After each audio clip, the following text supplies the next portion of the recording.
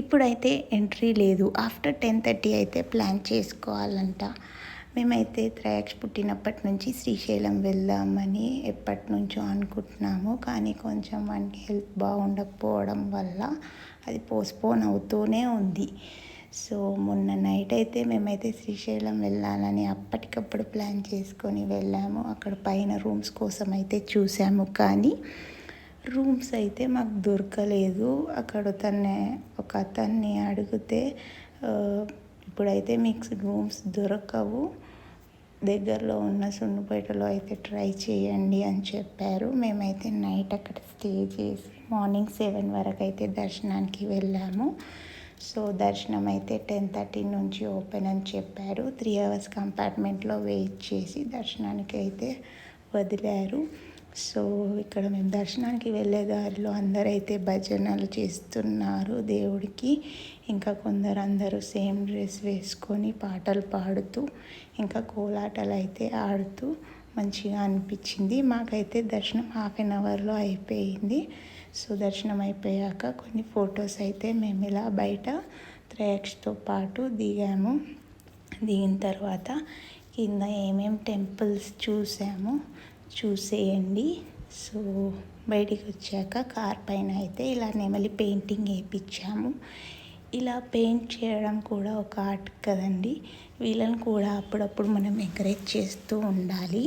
So మేము బయటికి వచ్చాక సాక్షి గణపతి టెంపుల్కి అయితే వచ్చాము. మేమైతే శ్రీశైలంలో దర్శనం చేసుకున్నాక సాక్షి గణపతి టెంపుల్కి వచ్చి దర్శనం చేసుకున్నాం. మరి మీరైతే ఎలా చేసుకుంటారు? ఫస్ట్ సాక్షి గణపతి టెంపుల్కి వెళ్ళి దర్శనం చేసుకొని శ్రీశైలం చేసుకుంటారా, లేదంటే శ్రీశైలం దర్శనం తర్వాత సాక్షి గణపతి దర్శనం చేసుకుంటారా? కామెంట్ అయితే చేయండి. మేమైతే ఆఫ్టర్ శ్రీశైలం దర్శనం తర్వాత సాక్షి గణపతి వెళ్ళైతే దర్శనం చేసుకున్నాము అక్కడ గణపతిని. సో టెంపుల్లో అయితే కొందరు జనాలు ఉన్నారు, కానీ బాగా అనిపించింది.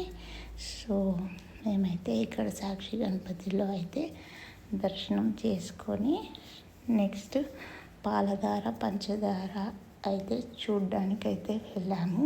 ఈ టెంపుల్ నుంచి అదైతే 1.5 kilometers లోపలికి ఉంది. అక్కడ వ్యూ పాయింట్ అయితే బాగా నచ్చింది. చుట్టూ గ్రీనరీ ఉండి వాటర్ అయితే చాలా ఫ్రెష్గా ఉన్నాయి. ఆ వాటర్ ఎంత ప్యూర్గా ఉన్నాయంటే మన దగ్గర ఉన్న ఫిల్టర్ వాటర్ కూడా పనికిరాదు. ఇలా పైనుంచి దారాలు వస్తూ అలా దేవుని పైన పడుతూ చాలా బాగా అనిపించింది. చాలా స్వచ్ఛంగా ఉన్నాయి వాటర్. ఈ వాటర్ ఎన్నో రోగాలను అయితే నయం చేస్తుందంట. సో చూడండి ఎంత బాగా వస్తున్నాయో వాటర్. ఇంకా లోపలైతే పైనుంచి వాటర్ ఫాల్ లాగా పడుతుంది. ఆ వీడియో క్లిప్ అయితే నేనైతే పెట్టలేదు. సో మీరైతే ఈ వాటర్ అయితే చూసేయండి. దేవుడి పైన ఇలా పడుతూ వీణ పట్టుకొని ఉంది ఇక్కడ దేవుడైతే.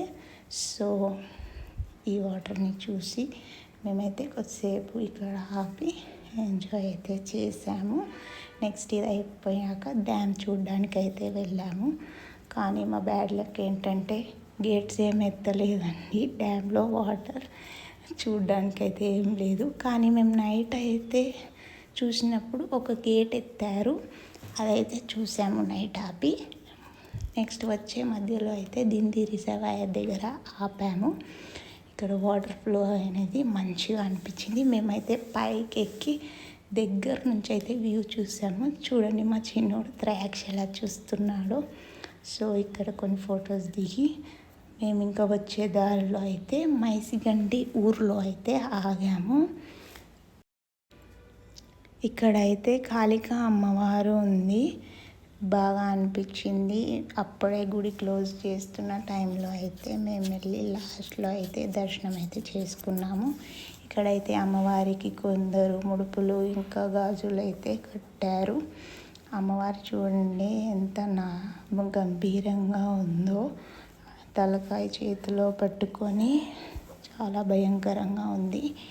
అమ్మవారికి ఇంకా నిమ్మకాయల దండలు అవన్నీ అయితే వేశారు. సో మా త్రయాక్స్ చూడు కన్నార్పకుండా ఎలా చూస్తున్నాడో. సో లాస్ట్లో మేమైతే ఈ అమ్మవారిని దర్శనం చేసుకొని అయితే ఇంటికైతే బయలుదేరాము. కొన్ని ఫొటోస్ అయితే ఇక్కడ దిగాము. మా త్రయాక్స్ ఫ్యాన్స్ ఇక్కడ వదలరండి, వీడు ఎవరి దగ్గర కంటే వాళ్ళ దగ్గరికి వెళ్తాడు. So bye friends.